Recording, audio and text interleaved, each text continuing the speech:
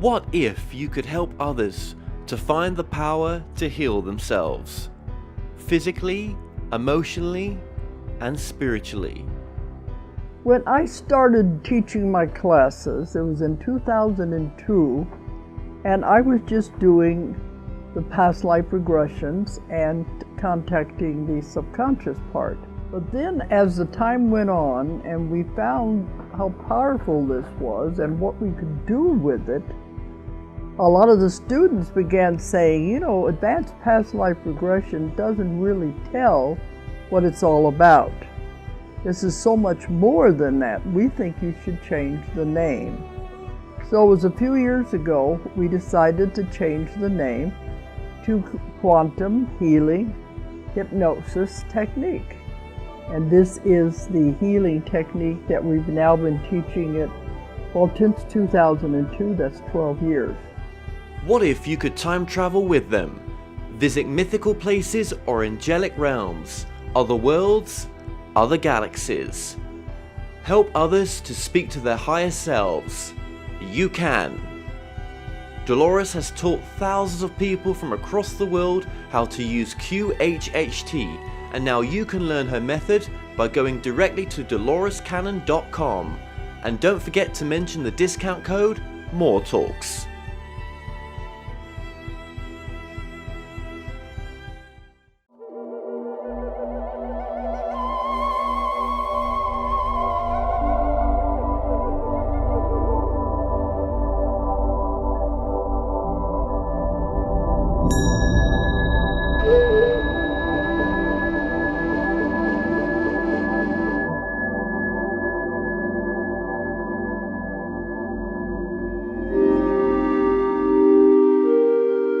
Have you ever wondered, can you communicate directly with spirit guides, teachers, or non-physical consciousness, or even our higher selves?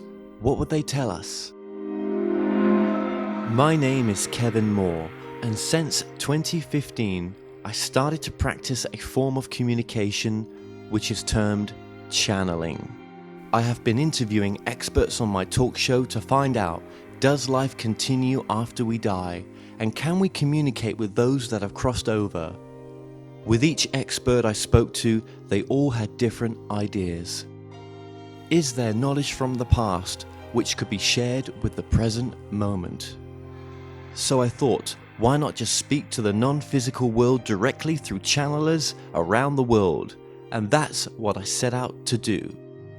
They Call Us Channelers will take the viewers on a journey into the phenomena known as channeling. And my main goal with this docuseries is to bring a new understanding and awareness to channeling by looking within ourselves and asking, is it truly possible that we can all use this innate ability?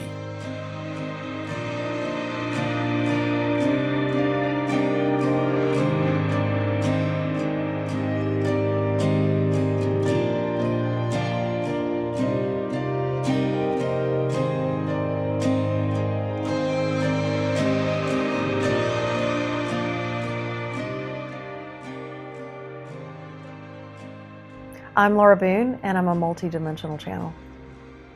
Has this gift always been with you, and what is your gift? Okay. Yes, this gift's always been with me. I just didn't know it was a gift. And it was actually really difficult. I am very empathic, and I'm very clairsentient, is what I guess is a word for it. I'm a very emotional empath and even channeler, which is kind of interesting. It's really hard to define that when you're emotional. It's one thing if you hear voices and you're like, oh, I'm getting these messages. It's another thing when you're constantly being bombarded, even as a child, with feelings all the time, which is actually messages and information, but you're just not old enough, or you don't have the intellectual ability yet or the words yet for what is going on with you. So I'm one of those people that I struggled a lot with depression, and I medicated myself a lot. I was very depressed. I really tried to cope for a really long time, really until I would say my early 20s. There was no word for it. I never really knew what it was. then when I started to finally have words for it and I started understanding, I started doing tarot and astrology. I've studied astrology for many years, and what happened was when I was doing that, I was drawn to that, all these other gifts started becoming more clear. We'll just put it that way. I've always had it, it just became more clear. There was more evidence of it all the time. Do you think at the time were you offering that service to other people? I didn't I didn't see it as a service at all. I just was interested in it and I studied it, and I was always wanting to be around people that did it, and around psychics and around people like that, and never thinking I'm one of them. And I would just do it for fun. And honestly, some of the first moments I remember really recognizing what my deal is I remember being in college. I remember being at like a party, a keg party, and I remember people would they'd be like, Laura brought her cards, and it was just fun. And I remember I would just do it for people. And I remember this one guy really kind of held me to task. And I was saying all this stuff, and he stopped me and he goes, "Where is that in the cards? Where is that in the cards?" And I was like, he was almost being belligerent. And I said, "I don't know." And he said, "Well, that's true. Like, where do you see all these things about my life in the cards?" And so that's when I started having more self-awareness about it. And then just over the years, as I was doing my life, I would do that on the side and just to help people, or just because people would ask me to do it. And then it just got to the point where I had people bringing their family in from out of town, and my friends want you to come over and do this for us. My mother's ill, she wants you to do a reading. And all of a sudden I started realizing, oh, I'm doing readings. And then I have friends that are mediums and channelers, that I've found my tribe, if you will. And a lot of messages started coming through that I was going to channel, that this is one of my life missions, is to do this kind of work for people. So that's when I would say probably 10 years ago, maybe 12 years ago, I really started formally saying, yes, I'm psychic. Yes, I am empathic. Yes, I am doing this work. I kind of hung a shingle. And it's been hard because I have a job, I have a company, and it's grown and grown, but the reward I get from it is just amazing. It's amazing. And to speak about channeling, what I've realized is that, I think I've been channeling all along. I just didn't have a word for it. I didn't really know what it was. And sometimes how I've channeled doesn't resemble how other people have channeled. And in recent months, because I have friends that really trance channel, I have started down the path of learning how to trance channel, and it's been amazing. And it's helped me understand even more what I've been doing before that. It's expanded me in my work. How has your family taken that? I wouldn't say that they necessarily understand it, but they totally embrace it. And I don't know if you can tell by my accent, but I'm from the deep South and was raised going to the pancake suppers and the church and the Bible and all of that. And they were not very strict religious folk, but it's all around us. And I was very nervous about coming out of the closet, if you will, about this in my environment with my company and my friends. I'm very ingrained in a lot of things, and it's been completely embraced. I've never had one issue with it. Isn't that surprising? It is surprising. Yeah, the one thing that you'd be worried about, your company and your clients and everything else, and my clients come to see me now. Your clients come to see you? My clients in the corporate world come to see me.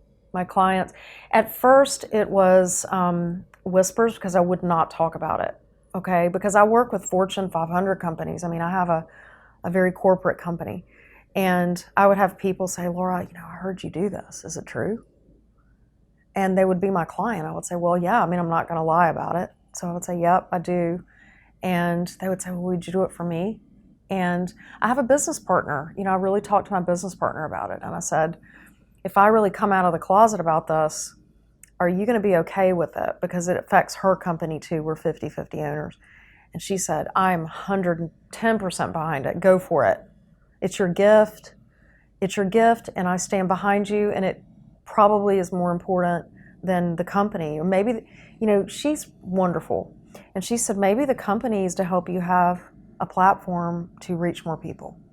So I kind of came out of the closet probably 8 years ago formally.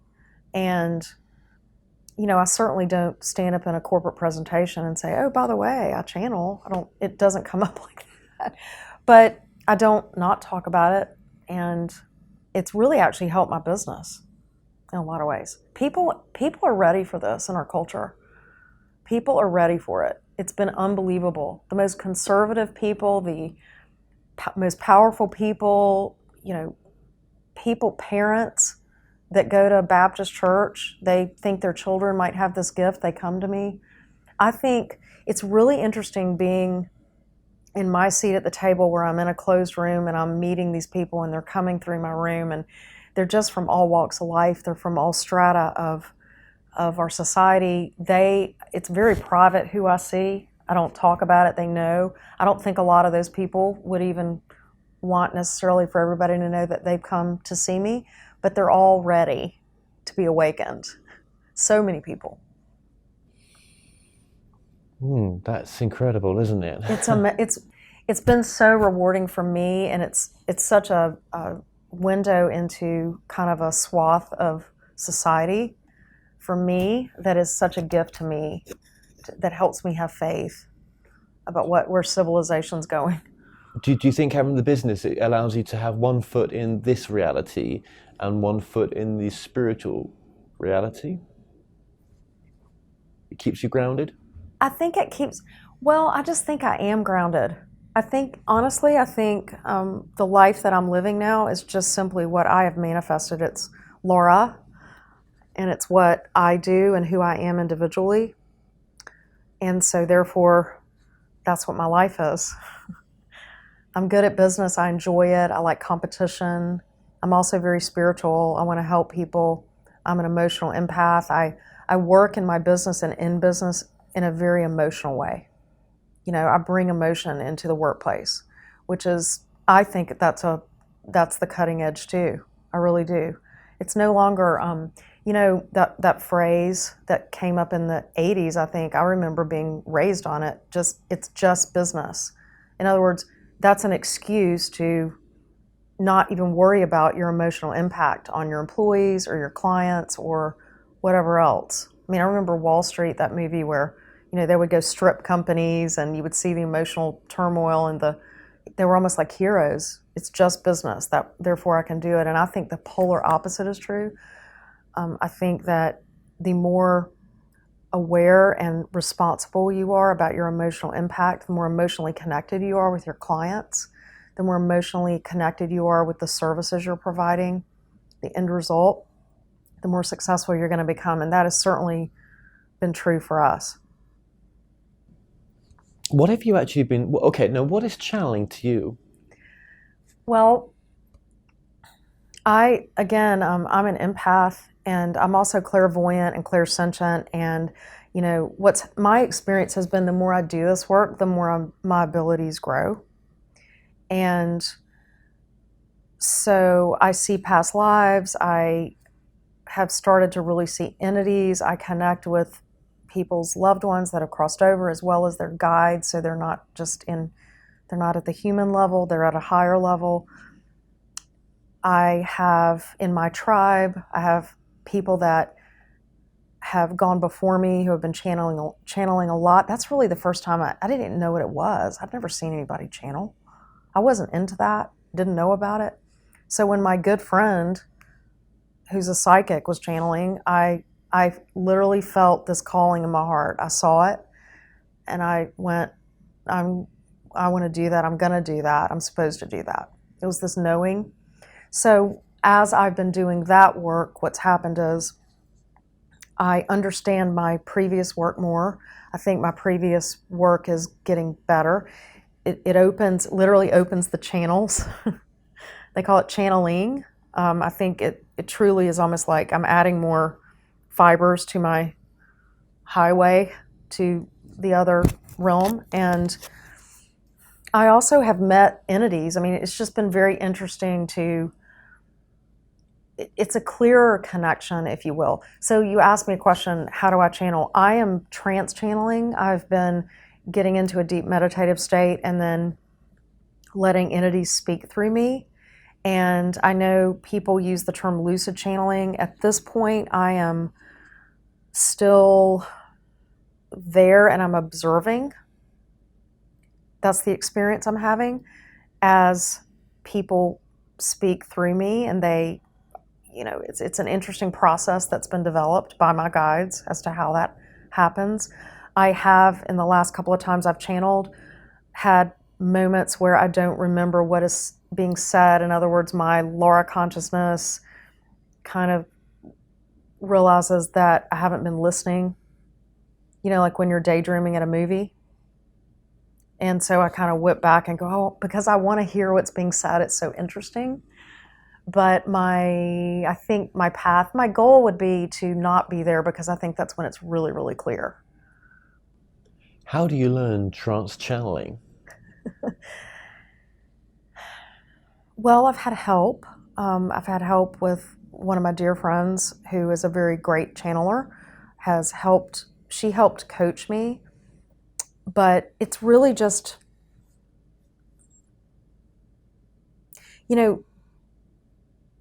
channeling is really just having the concepts in your mind to allow it. Channeling is really stepping aside and letting something else speak through you. So it's not about learning something. It's about learning how to step aside, if that makes sense. So I guess you are learning how to step aside, but that's all it really is. I don't think it's complicated, I guess is my point. I don't think it's complicated. I don't necessarily think it's easy either. Do you think you've got to be wired for it?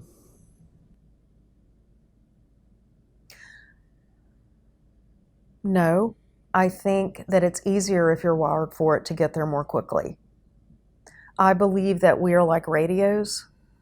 And I believe that some of us are born with the ability to grab certain channels and on the radio, and I was born open to certain channels where other people weren't. When I get with my friends that have abilities that are very strong, it's literally like we're hearing the same thing, but we're hearing music on different channels, right? So I think that somebody who is born with a lot of channels open is they have a easier propensity to channel, but I think anybody can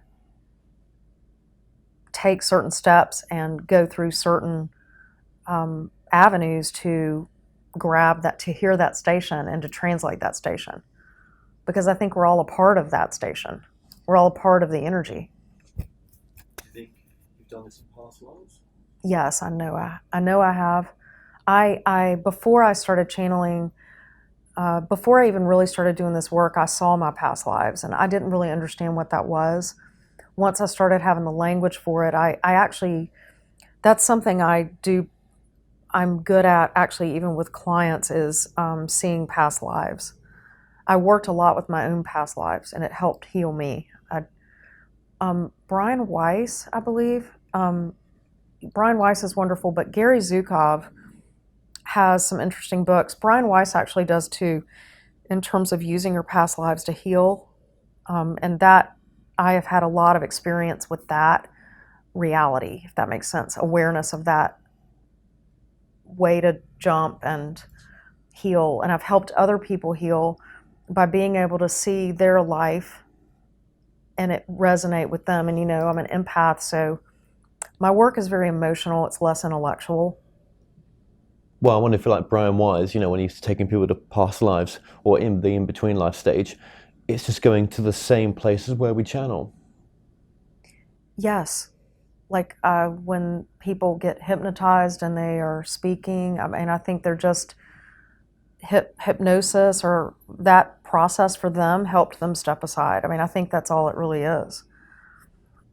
Yeah. I'm not trying to diminish it. No, when no. I say that's all it is, I'm just saying I don't think in human form it's a very complicated thing. I just think getting your head in the right place and your body and your heart and your spirit and your soul in the right place to do it can be challenging for some. Well, I mean, was there a time when you were like, this is just crazy, I'm not doing this? No, I never thought it was crazy. I was scared about certain things that I think a lot of people are scared about when they first start channeling. I mean, one is, what does that mean? Somebody's going to possess my body? I mean, I was a little girl watching The Exorcist and The Omen and things like that. I mean, I was scared. I was like, I don't want to lose. One of the hardest things is really relinquishing control of your connection with your body. But the more you do it, the more you really understand that if you're really doing this in love, you're protected and it's only positive. And my experiences channeling entities, they have really communicated with me. I'd never feel quote unquote violated. I'm always asked for my permission. It's always something I'm conscious that I'm letting them do. And it's been extremely positive. I have zero fear now. Zero fear. Now that I've channeled, I understand there's nothing to be afraid of. Interesting. So interesting. And what's your mission, do you think?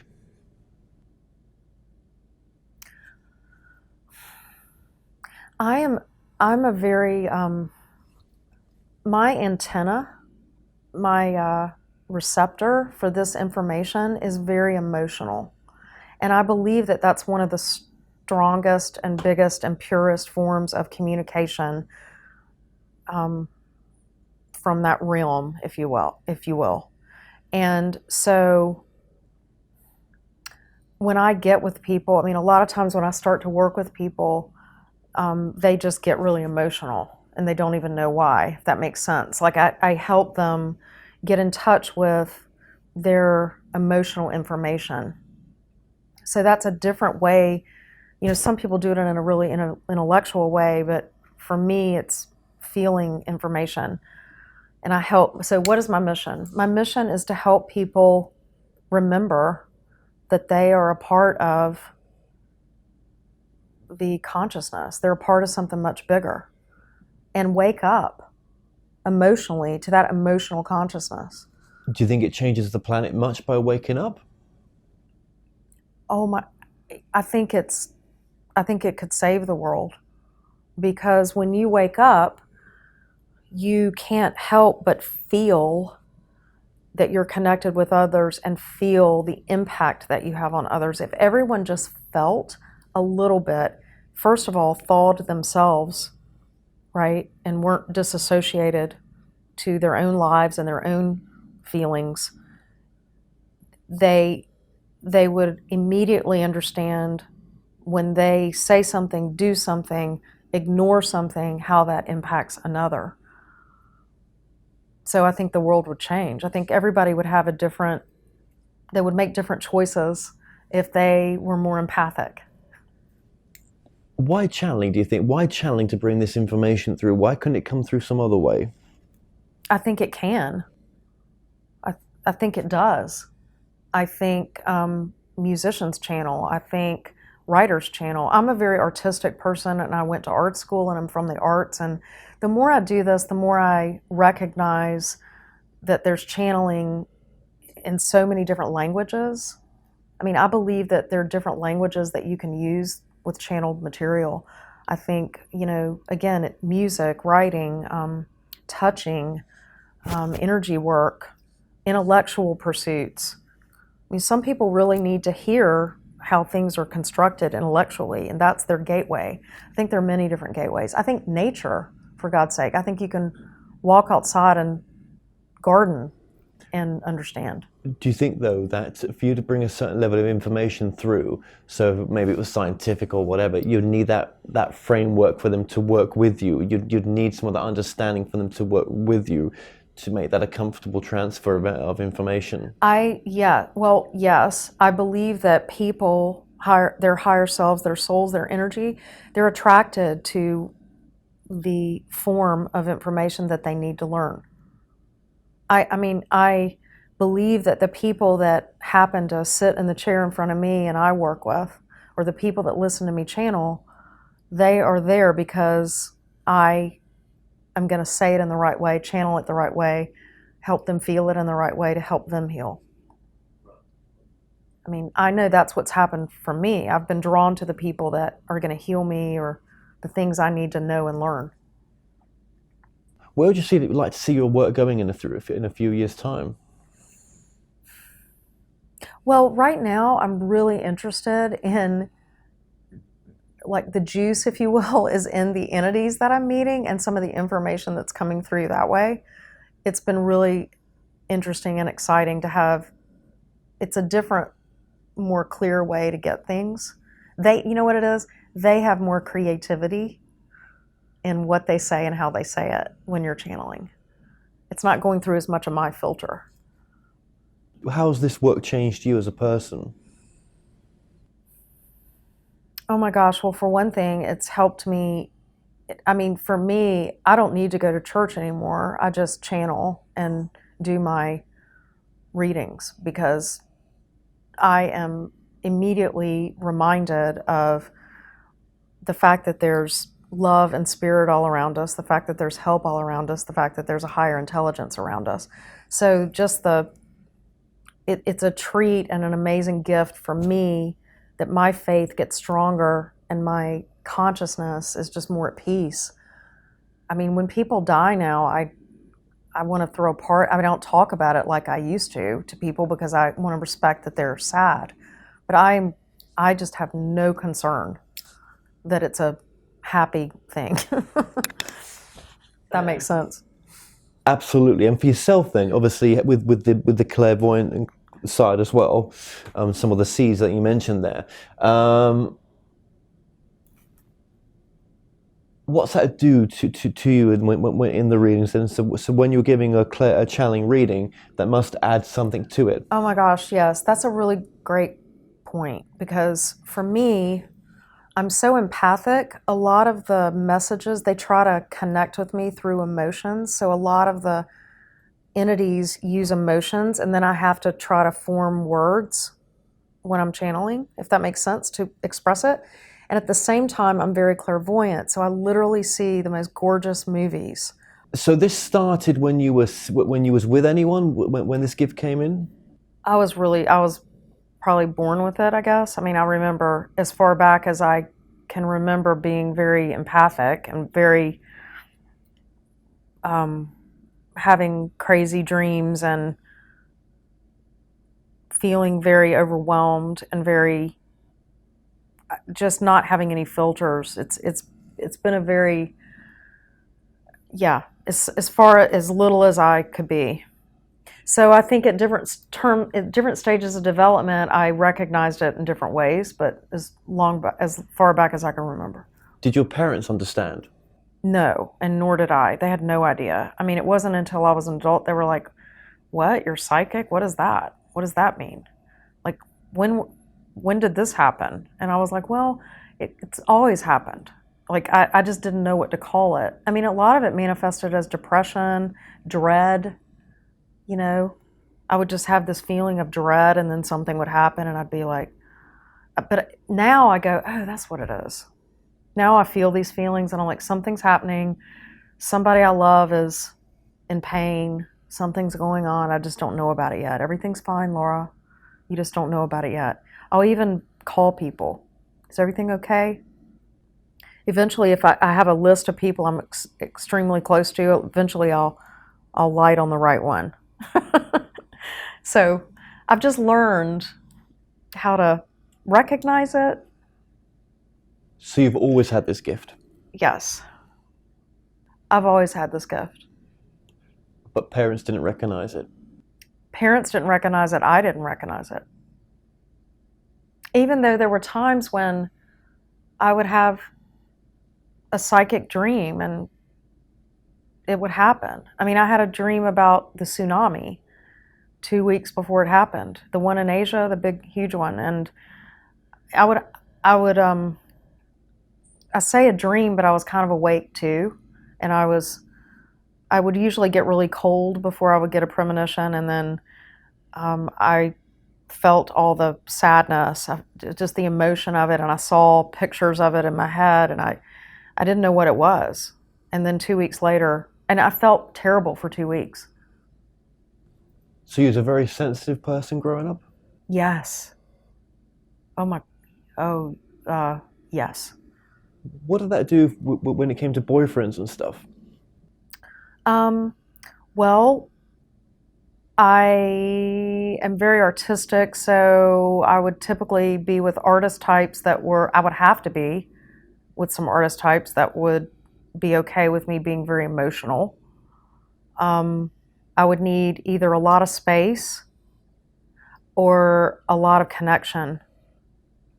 You know, especially as a younger person, I didn't understand that other people aren't going to connect and feel like as much as I feel. You know, I didn't know who I was like I do now. So it was hard in some ways. Do you think if you had embraced this gift in your early 20s, what would that have been like for you? I think it would have been really great for me. I think that there are younger people now, if they have this vocabulary, they're going to be a lot happier a lot sooner. I'm happy now, but it took me a long time to get out of, if I knew now when I was 22 years old, I would edit quickly people that were in my life. I would know right away, this person's not going to be able to resonate with me, if that makes sense. So I would have not wasted as much time, and I would have self-advocated more. You know, the other thing is when you're empathic, you meld, you tend to blur yourself with other people. So it can be very codependent. You mentioned there about when you were younger that you needed to be with the kind of arty type of people. Could that have been a musician as well? Music?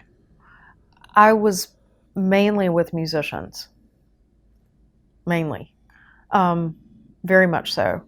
And was very drawn to that, but also artists, but mainly it was musicians, mainly. And I don't know why, but just that type was more interested in me and my whole deal, although I wasn't really calling myself these things then. I just was these things. So it can be confusing, and an artist type is more accepting, and they just thought it was interesting. And although, this is the crazy part of this, right?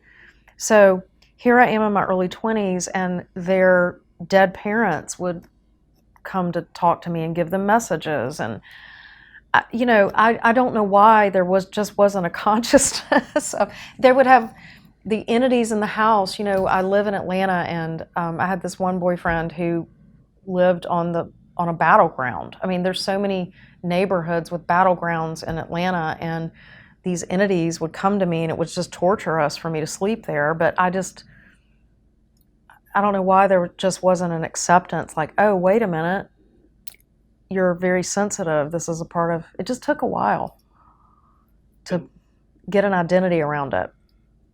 But I mean, I've been on this journey, and I've seen a lot of power. I call them power couples sometimes, where these couples are working together with the work. So one's the kind of business side, one's the kind of channeler in a sense. Mm-hmm. Mm-hmm. So I am both for myself. But so I think I kind of need to find somebody who's. The older I get, the more well-rounded I become. And that's on purpose. That's because that's intentional. So I need to find somebody who is the same. So do you use this gift for your own, are you tapping into this ability that you've got and you have your own questions for it? Or is this mainly for other people? That's really an interesting question. I don't really read for myself. I don't want to at times. I don't, I am very interested in the channeling has been really great for me because it's almost like reading a book. Like I really love the information and I am interested in that. But I don't necessarily have a theme that I want them to talk about. I just like them to talk about whatever theme they want. I don't really read for myself. It's really confusing for me to read for myself. I think I can do it, but again, I'm so emotional. It gets hard. So I love to get readings though. It's helpful for me to have someone who is not myself and to read for me. It's been very helpful. And I think it's helpful for people who have our gifts to read for each other. I really, really do. I think we are able to help each other at times more than many other people can. There's a connection. And I've really loved reading for other empaths or other people that do this type of work. I think it's really helpful. I read for people. I do this almost as a gift for other people. That's always been my intention, even channeling, because whenever I channel too, it's really for whoever's sitting with me, who I'm channeling in the room for. But what always ends up happening is I get just as much out of it. I really do get a lot out of it. The other thing that's interesting about this work, and I've heard from other people that this happens, the same theme will come through over and over in little groups, segments. So I might see 4 random people that I've never met before, and they're dealing with some of the same issues. So for me, it's really interesting because it's almost like, oh, this month is divorce month or learning how to be independent month, and whatever that issue, the bottom layers of that issue are in terms of evolution, I'm getting it. It's a higher intelligence happening, even with random people. Yeah, and do you see yourself going on to bigger things with this work in the sense of, going on to stage events? I know that this is it's going to impact a lot of people. I don't know exactly how, but I do believe I'll be doing this for a lot of people. Information that comes through me is going to impact a lot of people. How I am in my story, I believe my individual story and how I am around this work somehow is going to impact other people. Maybe they will resonate with it and they will see themselves in it. Maybe they will get information that they needed to hear. I know as I'm doing this work, just it's so surprising how people have aha moments, and it's not planned. Who mainly comes? No, that was it. Who mainly comes through? It's so funny when you asked me that. They were like, they want. Well, I have one guide who named Orion, who doesn't speak through me, but is almost like my ferryman. So he always shows up when I go into a trance, and then the people. I mean, I'm trying to find words. The entities sort of line up and he gets with me first. It's like a safe space.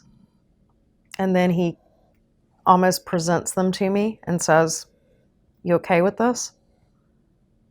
And I know that any entity that he brings me is going to be safe, but still it's frightening. I mean, there was one entity, I call him Bezel, who is, I'd never even heard of this, but he's like an alien that is channeling. An alien is one word I use. I don't know. He's from another galaxy. This is crazy. I mean, I'm from such a conservative background. The fact that I don't get into this sort of thing at all. Okay, at all. And so, but that's what's happened. It's the reality that's happened to me. We've decided to come on to this because I know this is the truth. It's my truth. And I believe that it's higher consciousness. I believe it's for the good. I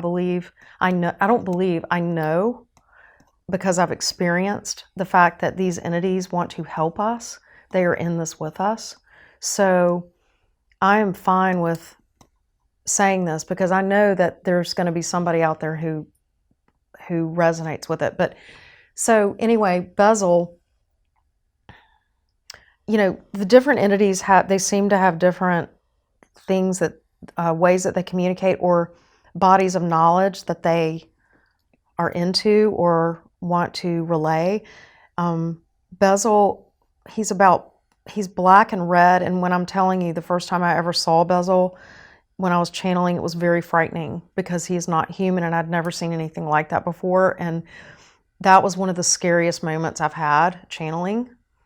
But my guide Orion he's immediately like, you don't have to do this, but I trusted him, and it was one of the best things I've ever done.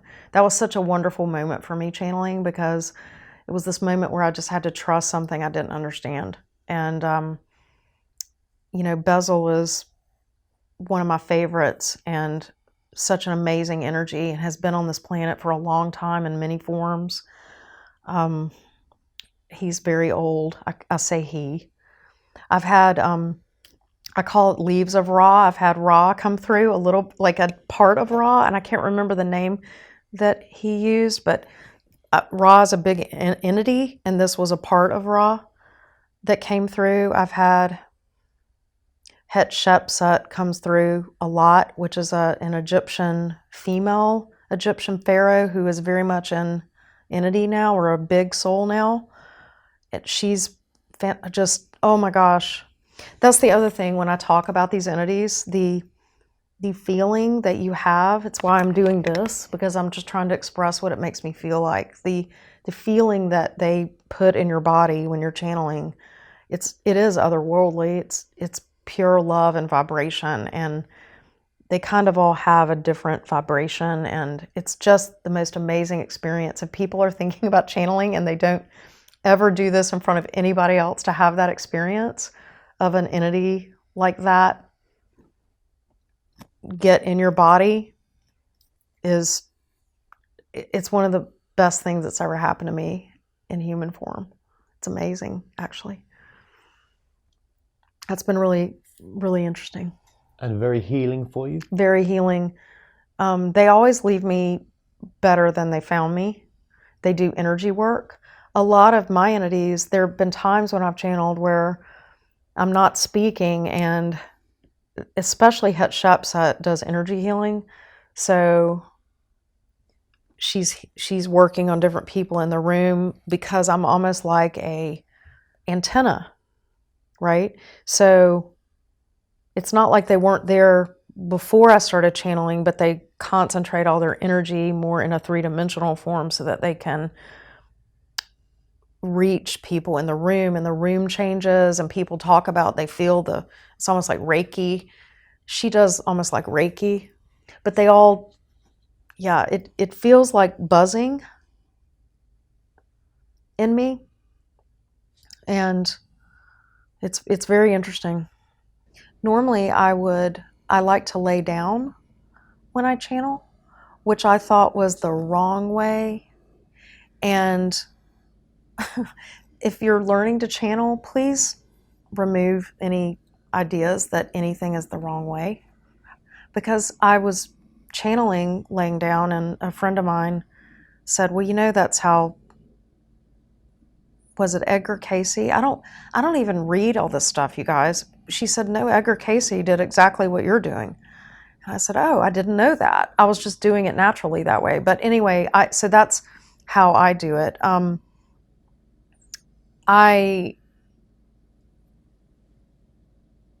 But I feel them now kind of in me and around me. And I mean, two things they keep showing me, and I'll just try to explain what they're showing me that they want to come through. The first thing is actually, I haven't used a name because they don't have a name. It's a big group of entities. And they have been talking through me about to help human beings and the human race have more peace around the fact that there's a lot of darkness covering the earth right now. and that is all a part of the plan. I know a lot of people are frightened, and they talk about how the contrast, like people are starting to become really aware of the contrast of the dark and the light, and that is all a part of civilization becoming more conscious.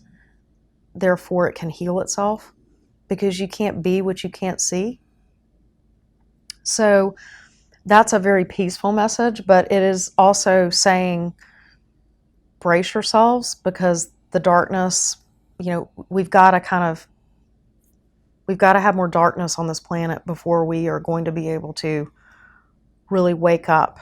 And there are a lot of people that are already woken up. They're already woke, but not enough people. Okay, so that's a big process that we're in. The other image that I've been given, I'm being given it tonight, and then I've been given it before, but it's again, these images, or it is like astral projection, if you will. There is another planet that I'm shown a lot, and it teaches a lesson for here on Earth, but it's not. I'm going to talk about this because hopefully the image will help people understand maybe how we can be on this planet in a different way. Excuse me. It's a place where the planet and the organisms are truly one. And we are growing towards this, where we're more one with our home. We are our home. And in these life forms, this entity, which I can't even say these life forms because the whole planet is a life form, because they've merged. It's like a web where they live almost implanted into the ground, and then they have almost these energy tendrils, and it's like this giant web that goes around the planet, and they all connect and they communicate emotionally through energy. It's a higher level of existence, and they show me this to, I guess, help teach.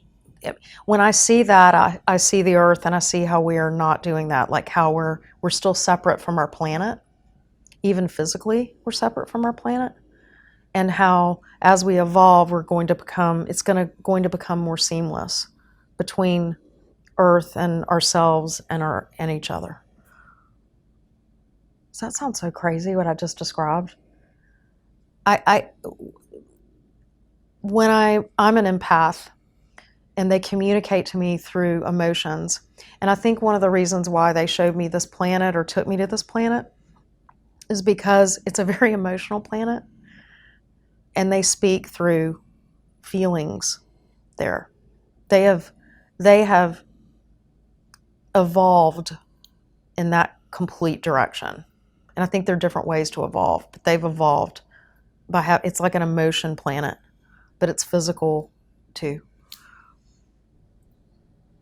Other realms, other dimensions, other There's so many other planets. There are so many other dimensions. I am not able to channel. Here's a great thing I've learned channeling. I am not able to channel certain frequencies. The amazing thing about that is that it has helped me be aware of other frequencies, and it's helped me become conscious of my frequency. What a gift. Because you can hear that being said, but I'm talking about I've felt that. So it's helped me understand, there's other, from a awareness standpoint, consciousness standpoint, that I've become aware of other dimensions, being Laura human in this waking state, which is really awesome. Maybe some of those other dimensions are they're here now. It's not a place you go. I don't know how to explain this the way it feels to me. It's not a place you go. It is happening. It is happening. It's all happening at the same time all together. Well, then maybe in this room, in another frequency, we're having this conversation in a slightly different way. Yes. Or we're living many different lives at the same time. There are different frequencies to feel at the same time that we're feeling this frequency. So an interesting thing about channeling is that, so here we are in this dimension, and so when I start to channel, I start to be aware of other dimensions that are happening right now too. In fact, a lot for me, what channeling is for me in that sense is that I am trying to become either small or quiet or get really focused over here as Laura and letting other dimensions be more present in this dimension that I'm in or in the space that I'm in. And when I tell you, it's why you have to have your body needs to be clean. There's a certain, I don't eat before I channel. I certainly don't drink at least 24 hours before. I'm very cognizant of exactly what's going on with my body because it's there. It's not me going there. It's them trying to come into a lower vibration. Does that make sense? Like they're in a higher vibration trying to resonate in a lower vibration. If that makes sense. It's hard to explain. No, yeah. It's almost like in this room having a radio and tuning that radio to a different frequency, and then something else appears in this space. Maybe. But it's maybe not this space. Maybe it's... Do you know what it's like? It's like if you think about... it's like music where there are lots of different layers of music and there's lots of different octaves and chords and they all come together and they're all making the same symphony, but there's just different depths of layers that you're going to perceive.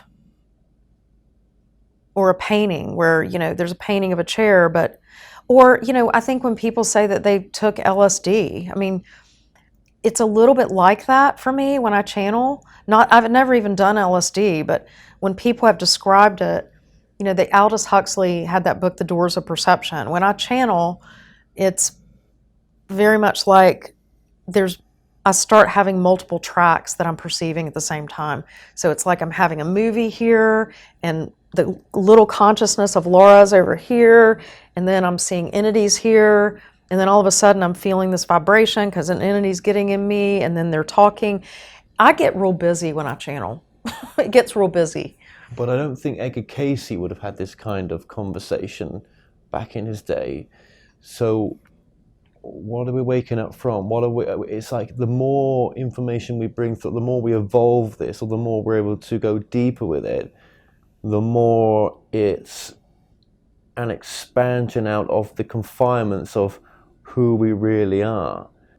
It's like us having this conversation, you doing this documentary, there's a gazillion different ways to do this, but it's almost like loosening us up to the awareness of other dimensions. And it happens not just intellectually, like people are watching this and they're hearing me talk and it's a film and it's whatever, it's being broadcast, whatever. But there's a loosening up and awareness, and it happens on many different levels, and we might not even be conscious of it.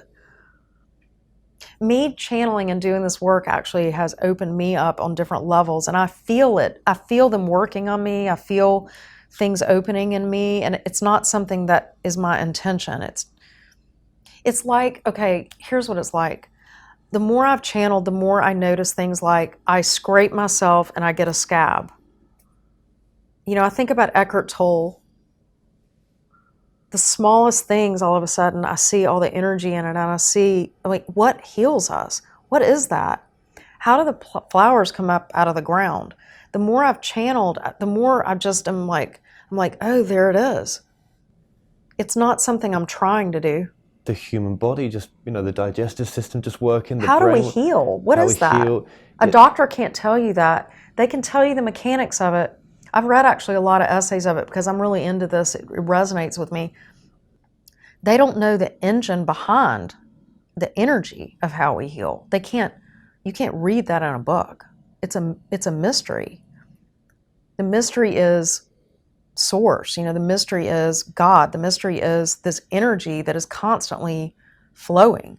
And when you tap into that, when you channel, you're saying, okay, I'll let you get next to me. I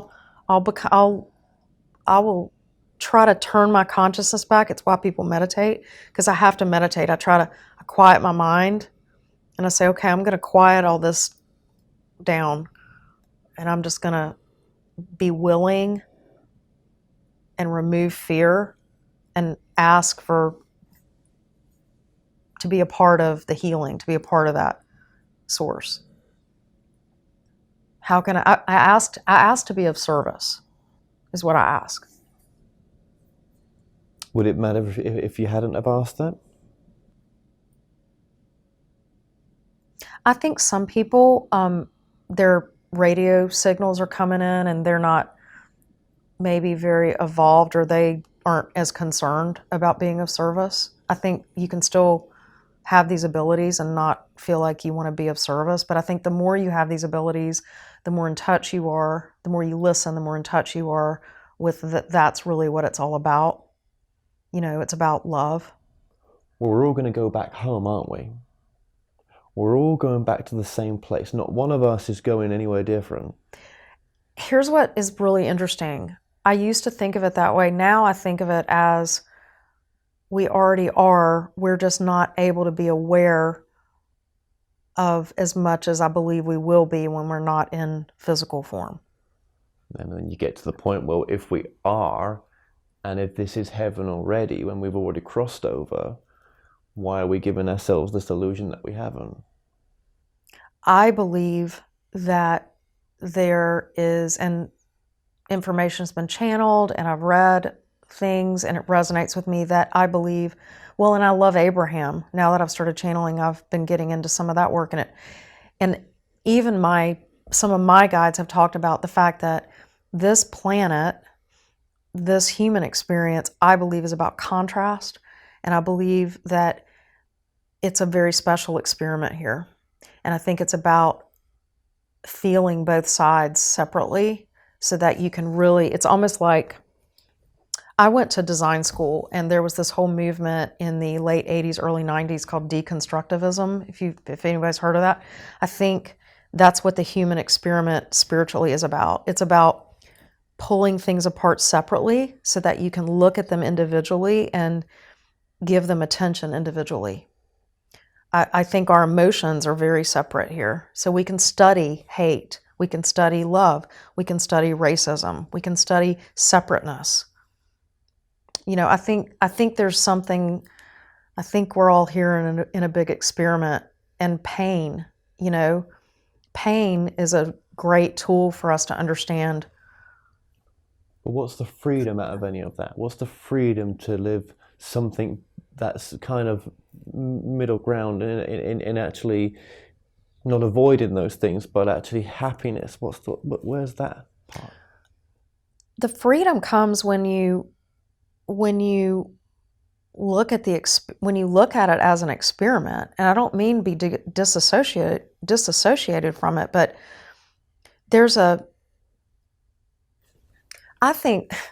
I believe that there is a temporary and illusory intensity to being human. I really do. I believe it's illusory, but I believe it's there to teach. And I have a feeling that when we cross over, like we bitch and moan about the pain and how hard it is and how we're not free here and all of this. And I have a feeling, and I didn't used to think this way at all. Now I believe this, that we cross over and we're like, oh, that was so fun though. That was so cool to feel everything physically. It's a different way of experiencing things. I believe it serves a higher purpose. I believe, and please understand, I have had such dark times in my life, I think because of my gifts. So I'm not being flippant about the suffering on this planet. There's a lot of deep suffering. Well, then that would say that the only suffering that we create ourselves is that we just don't accept the present moment as it is. Yes. If we just accepted the present moment as it is right now, with all the fart bells and whistles that are in that present moment, if we just said, okay, well, that's what it is, I can't change it, would we be happier? I think some people would. I think there are some people in this world that are in excruciating pain, and I don't believe that is very possible for them. So there's got to be a reason for that. And I believe that I believe that we're eternal, not because I read it in a book or somebody told me that, because I have felt it, I have witnessed entities, I've witnessed people that have crossed over. That's helped me understand, and I think in a very comforting way, understand that this is very temporary.